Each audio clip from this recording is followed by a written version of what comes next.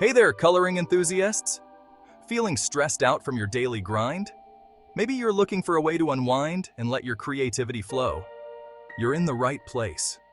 Today, I'm going to show you how to relax with bird coloring and some soothing music. Have you ever felt overwhelmed, staring at a blank coloring page, not knowing where to start? Trust me, I've been there.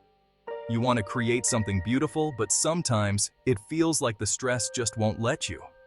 Well, let's change that today. First, grab your favorite set of coloring pencils and a bird coloring book. Don't have one?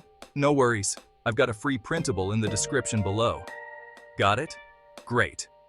Let's start with the beak. Choose a bright color, like yellow or orange. Remember, there's no right or wrong way to do this. Just let your creativity guide you. Now let's move to the feathers. Pick a base color, maybe something calming like blue or green. Start shading lightly, and don't worry about being perfect. The goal here is to relax and enjoy the process. As you color, listen to the gentle music in the background. Feel the tension in your shoulders melt away.